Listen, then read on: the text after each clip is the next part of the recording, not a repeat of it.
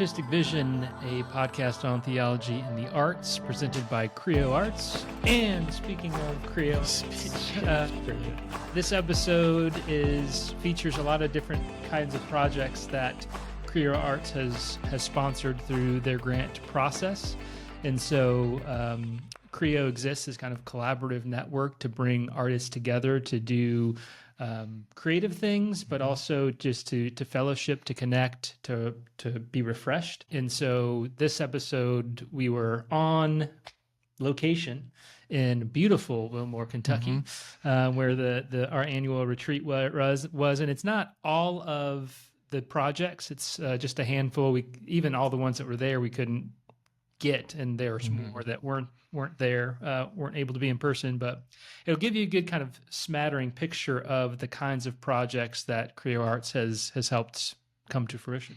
Yeah, and in case you're wondering, their application process for future grants is open right now, and so you can find that at Creo Arts, and you should consider filling out an application. Yeah. When do you know the deadline? I don't know. It's still a few weeks away, so you got time. Okay. Yeah, I noticed that the other day. I can't remember, but there's still time. Yeah. Great. So yeah, singer-songwriters, visual artists, documentary. Yeah. Movies, whatever you're into. Whatever you you could write a cookbook maybe or something. Maybe. But yeah, so here it is. Here are the projects. Tell us who you are and where you're from. Yeah, I'm Greg LaFollette. I am a musician and a musical worship leader in Kansas City. That's great. And how has Creo Arts, what's your project with them? I partnered with my diocese. It's called Churches for the Sake of Others, which I'm proud of, to be a church for the sake of others. And it's essentially a worship collaborative, including worship leaders in our diocese, which is cool because we have a non-regional one, and so it draws people from across the country. Yeah. And I know my first connection with you is this album you put out, Songs of Common Prayer. And tell me, is it an extension of that? Is it a development of that? Are there more Common Prayer songs of the Common Prayer? Yeah. So we hosted our first songwriting retreat in September 2024.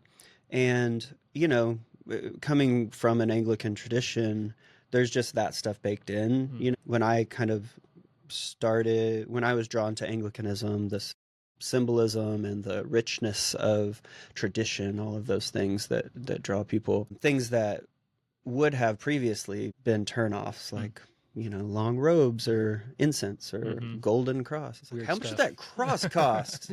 How many meals could but I don't know, in that stage of life I was just really drawn to the beauty of it. And so, the Book of Common Prayer, Psalm-specific songwriting, really leaning on previous musicians and poets and artists, and figuring out how we can relate to those emotions and their outpourings, that sort of thing. So all that to say, this C4SO Music is the artist name, and yeah, the record is, all of those themes are continued in it. It's not only my project. There are 9 songwriters on the record and people who hadn't met before who were thrown into co-writes and created things for their congregations and for their people, addressing, I always say the job of a musical worship leader is twofold: to address the needs, figure out what the needs are, and where does it hurt, and figure out how they can help those people, So. And when's it out? It will be rolled out all through the fall. The first single is September 26th. It's a song called "Oh, the Love of Jesus," and it will be out on all digital platforms: Spotify, Apple Music, Prime Music, I think. Yeah. I don't know. Some people probably. Yeah. Yahoo. All right, welcome. Right. Can you tell us who you are and what you do? Yeah, absolutely. My name is Renika Cheney, and I am working on the Odd Can Unite project. And where's that at, and what is that? Yes, absolutely. So it is located in Charlotte, North Carolina, and it is a project where we bring people together around Charlotte, strangers, if you will, around an artist that we've commissioned, amazing food, and great conversation. And so the point is to build these resonant relationships, right? We have a theme that we always have for each of our gatherings, and our artist creates artwork, and that can be spoken word artists, poetry, performance arts, singer songwriters, and we do it once a month. And then we have an amazing chef once a month as well. And so we gather around food and we gather around deep conversations, which builds these resonant relationships that we're going for, and friendships and community and all the good things you want in humanity. That's Yeah. great. And if you were to kind of walk us through quickly, what's an Yeah. evening look like at an odd kind of Yeah, absolutely. Now we're doing them in different spaces around Charlotte, so coffee shops, and places where people gather. So the night looks like it's a Saturday night around 5:30. People start walking in the door. The buzz is there. Good conversation. We'll usually have Stephanie or Wes, who I do this project with, open up with a wild welcome, right? A liberatory welcome. We want you here. We're glad you're in the room, and your voice is valued here. And then I'll come up and I'll let people know what they can expect from the night. Usually 3 movements, where our artist comes up and food and conversation. And then we have someone who does a grounding activity. So that's either playing the drum, inviting us through poetry, or whatever it is.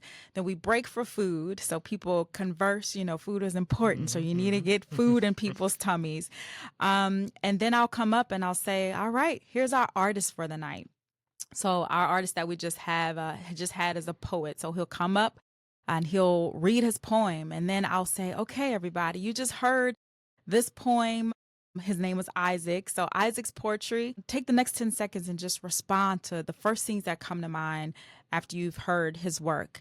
And then they'll talk about it out loud. And then I'll say, Isaac, how does that feel to you as an artist to hear what people are saying about your work, something you've written in private? And then he'll share.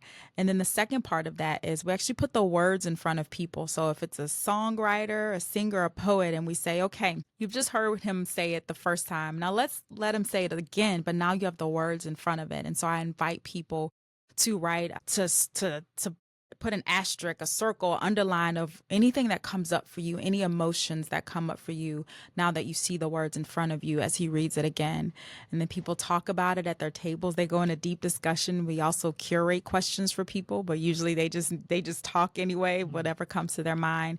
And then I gather people and we talk about what happened. So we talk about what happened at your table, what came up for you. And it's such a beautiful experience of, okay, this was at the table, but what is happening in the room with everyone and people bouncing off of each other and saying, yeah, I feel the same, or actually I feel differently.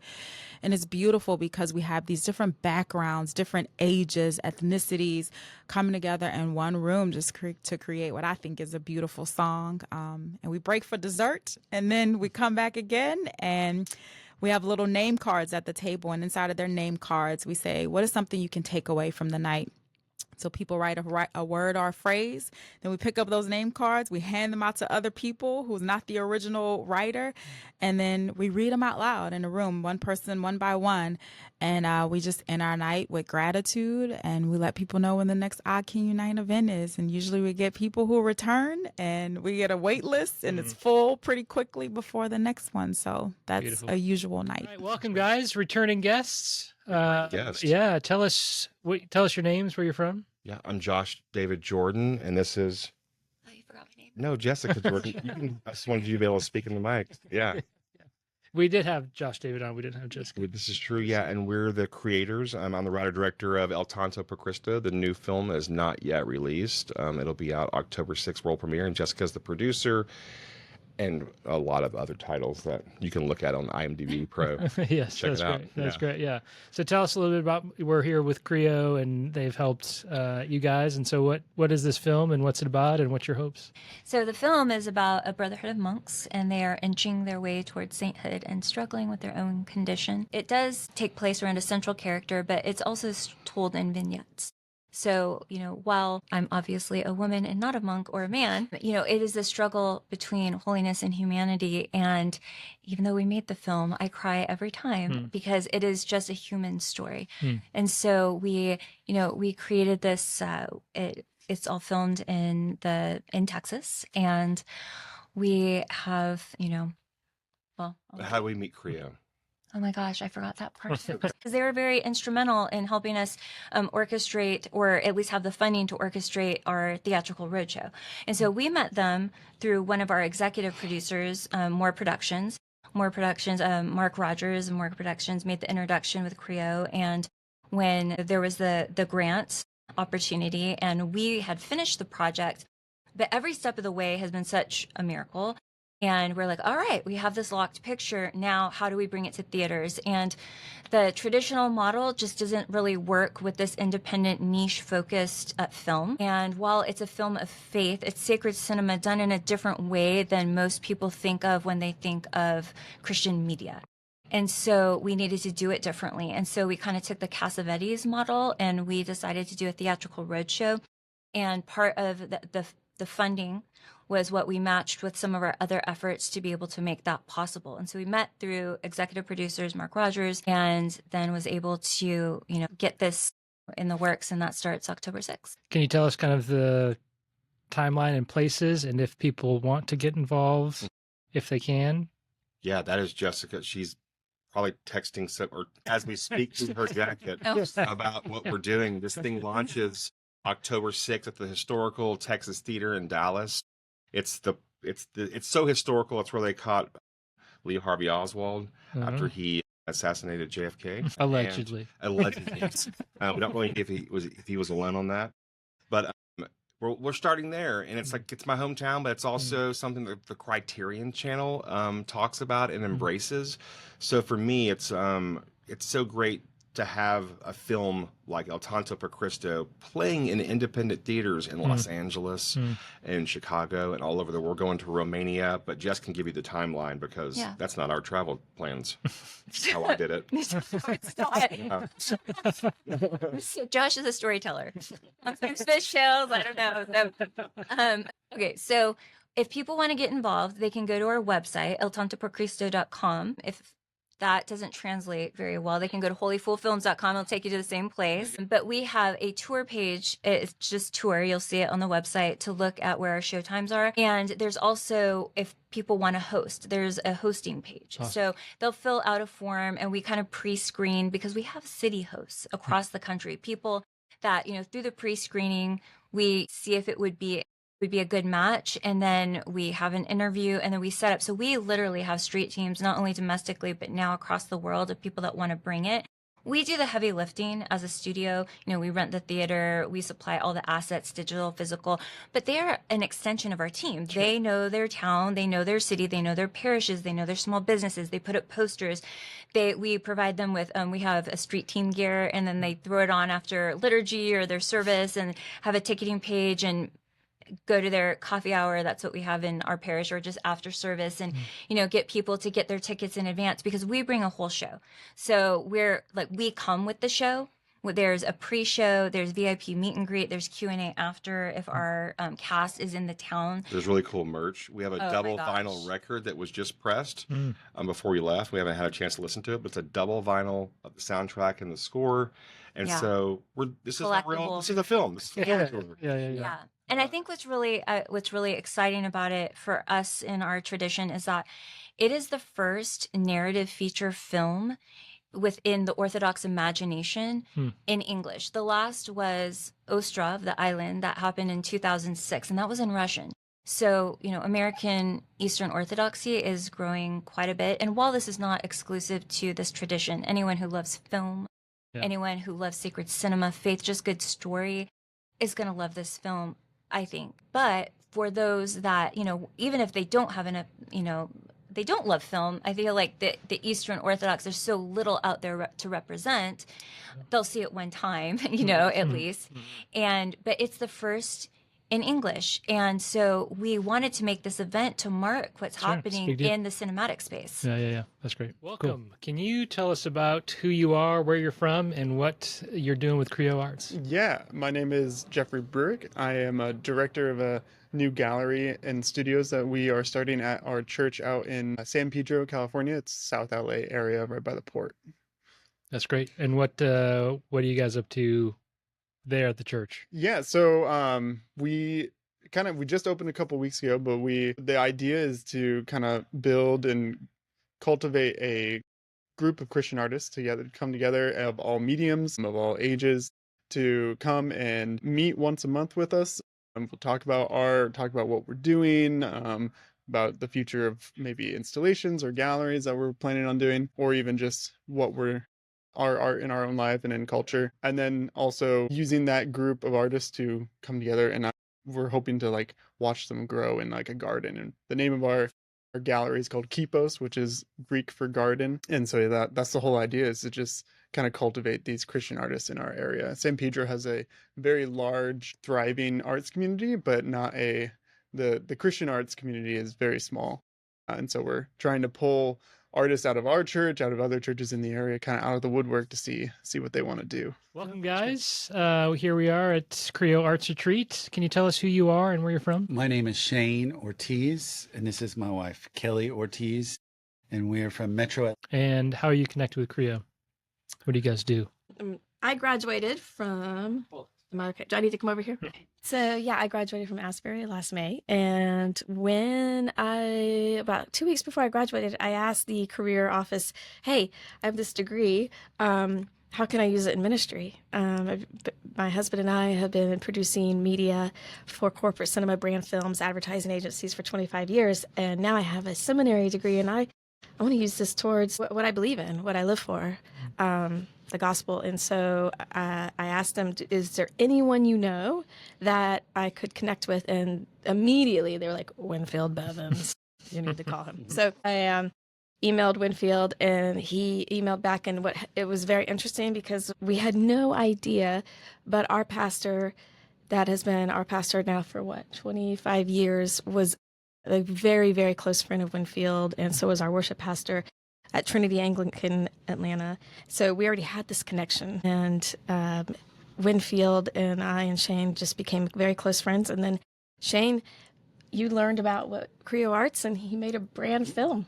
Yeah, well, Kelly was kind of helping with some, I guess, marketing things, and she's like, they need something on their website. So I came up with her with my camera, and I can do this quick, Yeah. you know, because I'm an editor as well. So I know how to put things together really quick. So we set him up for an interview, and then I shot B-roll, basically, and then had him with his mentor and different things. But in my B-roll time, I at his mentor's art studio, I ran into Ed Nipper's painting that kind of blew me away. And I'm like, what in the world is this? So him and Rudy just stopped in their tracks and were like, this guy is like the best living Christian artist today. And they didn't say it like there's a level of being best, but like He's the real deal. the real deal. So Winfield and I just kind of I just threw it out at him, like, you know, he told me some stories about him, just a few, and I'm like, wow,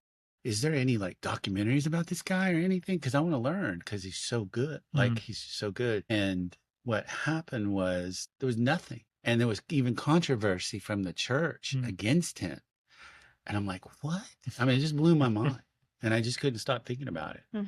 So in my head, you know, as a filmmaker, I'm like, yeah, This is your this feels like something I would love to be a part of.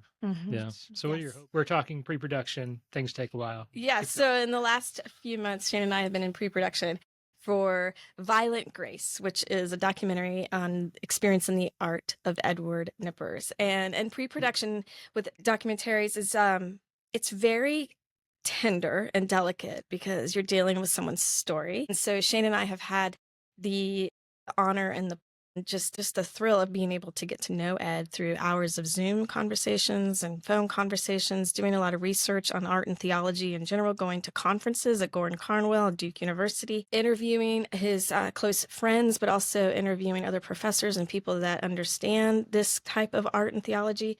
But, you know, with Ed, I keep telling him, I was like, Ed, we got to know the tension. We got to know the conflict. We got to know what was hard, what was difficult, what's your story, what happened when you were little. And so that's been a long process. And so as a producer or director, and the years that we've been doing this, we just feel we have discovered, and not just feel, but we have discovered and believe that in order to get to an authentic storytelling place, we really need to get them in a safe space where they can open up and be able to tell their story and what has impacted them and what has molded them to, and what has driven them to the throne of Christ, and how God has used the talents that he's given them to tell the story of love and grace. And that's just been a very sacred time in this pre-production stage to be able to talk to an artist like Ed. He's invited Shane and his crew to even stay in his house. He's had me and Shane back and just like we lived with him in his studio, in his home, had morning coffee, and we're really, really excited, and we're raising the funds to be able to now begin that production time of when we can take this story of Ed and what he has shared with us and some moments in his life that he has never shared with anyone else and bring them to life, because I think Shane would be able to say we believe that there is a whole generation out there that would be inspired, energized, and awakened by Ed's art. And the way he looks at art and why he does art. It feels so selfless when you're with him. It's always pointing to, God in a big way. So he's really humble, but he's really, really talented. And usually when you see that kind of talent, there's always something in there that is a deeper part that a lot of people don't really understand and don't know about. But I guess Kelly and I can kind of see it. And then when it starts to finally come out, it's like, yeah, we kind of figured there was some stuff in there that needed to come out. So, and that, the interviews that we're going to conduct in the future with the people that do know him, we're really excited about that, because we know that there's we're going to be with somebody tomorrow that was his wife. Ed lost his wife. How long ago was that? 10, 13 years ago? 10 years ago. So this was his wife's best friend that we're going to go talk to tomorrow. And I think she knows probably the most about Ed Nipper. So we're just excited to know that there's somebody out there that was best friends with Diane. So keep getting the story. I mean, Nipper's art demands attention. I mean, wouldn't you say, like, you see his art and you're like, and you're going to feel one way or the other. It's evocative. Yeah, and Nipper's art, you can't just stroll through if you're looking at art like you would in a museum. His art's going to make you kind of stop and think, okay, what do I feel about this? And I don't know if I want to keep looking at it, but I do want to keep looking at it. And he forces the viewer to deal with our human body, and he will tell you our body is not bad. And he says, do not call bad what God has called good. We are created in the image of God. I told this story earlier that I grew up around art, and my father was an art dealer. And when I showed him Ed Nipper's art, my father was like, it would be very interesting to know who that man is. Who is the artist? Who's the inner man? What's going on there? Why is he painting this way? What is he telling us? And how is God using that art? That's what you guys are trying to do. We really hope that this documentary would inspire, but also open the eyes of many people's hearts to the hope and love of Christ. Ed has a very honest and authentic and deep relationship with Christ. And there's artists and viewers that around the world that would be very, very touched and inspired, and I think would be brought to Christ through his art. Yeah, we're looking forward to it. Yeah, that's great. Welcome. Can you introduce yourself and tell us where you live? Yeah, my name is Tim Flug. I'm in the north suburbs of Chicago. And we're here with Creo Arts. How are you connected with Creo Arts? What's your project? What are you doing? Yeah, I work for a small church there in the north suburbs, and I got connected through one of our pastors to Winfield with Creo. Heard about the grant program, and so applied for this project. My project is a series of 6 paintings. They're large 8-foot by 2-foot panels that kind of go around the sanctuary walls in our space. And the project title is The Sower, and it's based on the idea of Jesus being the sower of the seeds of the kingdom. And so it's mostly landscape images that have images of Jesus and his ministry overlaid throughout. Yeah, it's great. And it's hard to visualize it. We'll put some show notes so they can see it. But like, if you were to describe like what you're attempting to do and how you're trying to do it in the paintings. Yeah, it's been a really interesting project because it's progressing in our sanctuary space, and it has been over many months now. It started in the season of Lent, and had originally planned to finish it sooner, but it's been going from, blank white canvas basically to sketches to, painted backgrounds, and now these images of Jesus are kind of being overlaid on top of that.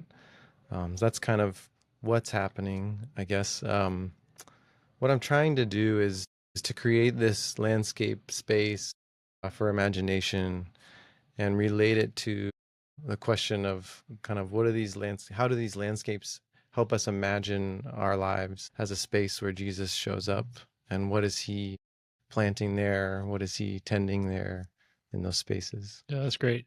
I'm curious, as you're mapping this out, did you kind of start out like, this is what I'm going to do? I'm going to do landscape and I'm going to put Jesus in there sometimes, or did it kind of develop as you were working on it? Both, for Okay. sure. Yeah, I had a pretty clear vision of what I wanted it to look like generally, that I wanted it to be these initially sort of wilderness looking spaces, and then Jesus would begin showing up over time, and as people come to church week after week, they would see more and more of Jesus's work and more of his tending, sort of like a garden. It's not, it's very kind of spanning imagery. It's large, but it's also sort of telling the story of Jesus's life. And so we see him going to Jerusalem, we see him healing, we see him also planting seeds and tending small plants, and sort of imagining him as the gardener of the kingdom. So it's kind of a mix of like things from the Gospels and also my imagination, our imagination. Yeah. Introduce us to yourself. Tell us who you are, where you're from. Thanks, Alex. Glad to be with you. My name is Peter Johnston. I am the rector of Trinity Anglican Church in Lafayette, Louisiana, and excited to be joining Creo with this program. Yeah. And tell us how you're connected and what your project is and what you're doing with the arts at your church. Great. Well, at our church, we've had a arts ministry since we started the church 9 years ago, where we commission artists to illustrate the weekly sermon. And as a part of this ministry, we've been kind of building a collection of art, but our church doesn't have any place to put it. And so this project enables us to build some dedicated art spaces. We took our family center, our fellowship space, and created dedicated art space for both our collection and the art that our kids make in our education program. And then we're also building a new gallery wing off of our church sanctuary. Yeah, that's great. Tell us a little bit more. I know you shared some about your kids' ministry and how they're involved too. So how can we catechize our kids in the arts? What are you guys doing? Yeah. So, we had this emphasis on the importance of art as a way of engaging the scriptures. And we realized we wanted to build this into the culture of the church, kind of at every level. So a few years ago, we started a set of classes for kids. We meet one afternoon a week during the school year, and then in the summer, we have a 1-week camp. Kind of like a VBS, but it's focused on the arts. And as a part of this program, we've been able to reach both kids in our church, but then also kids who are not from church-going families, and they come in and participate and get to learn about art and also learn about the gospel. So as you're thinking about, you're not an artist, right? No. But you care about the arts. I do. So maybe there's people like me and like you who care about the arts, but can't do it themselves, but they have churches. What encouragement would you give to those type of priests and pastors who want to get involved in the arts, but aren't talented in those ways? What can we do? Right. Well, the first thing is, you need to realize that actually we need you, right? We need people who are not artists to be working with artists to bring art into the church, because the church historically has been, in our culture, perhaps the greatest patron of the arts, but that required a lot of people who were not artists to actually be caring about this and doing it. So really, it requires a willingness to put time and attention and ultimately money into this ministry. And I think, people realize that music is valuable in the church. Most churches will put a line item for music in their budget or hire people to do music. I think we need to kind of cross the level, get to the point where we realize that the visual arts are also important and valuable, and that we need to have a line item in our church budget dedicated to it. I think the key way to do that is to put the visual arts somehow into your Sunday church experience. You know, the pressure of church budgets is anything that doesn't serve Sunday is under pressure, right? But if you are able to integrate things into Sunday morning, then that can build up over time. And that's kind of what we've done with this ministry of commissioning artists to create art to illustrate the weekly sermon. Yeah, that's great. Last question. So I'm sympathetic. I want to get the arts involved. You've shown me how. What about for somebody who's church leader, not sympathetic? I get music, convince me of the visual arts. Yeah. Consider this. Without engaging a scripture passage with questions related to its visual expression, you are missing essential elements of understanding that passage. So the question that I want to ask is, do you care about interpreting the Bible? And if the answer to that question is yes, then you need the arts. That's great. All right, welcome. We are in Wilmore, Kentucky. Can you introduce yourselves and tell us where you're from? Yeah, we are Sons of Timaeus. My name's Trent Gaddy, and this is Jordan Butler, and we're from Kansas. I live in Kansas City, and he lives in a small town called Winfield. Great. And we're here with Creo Arts. Can you tell us how you're involved there, what your project is, and what they're helping with? Yeah, so we both lived here in Wilmore over the last couple of years, and so we've been able to be friends with Winfield and Creo over the last few years, and our project is a record that we recorded this summer. Tell us about the record. What kind of music do you do? Why'd you do it? What kind of inspired it? Yeah, it's hard to define the genre. Yeah. Everyone asks that. We're trying to come up with a clever response. Yeah.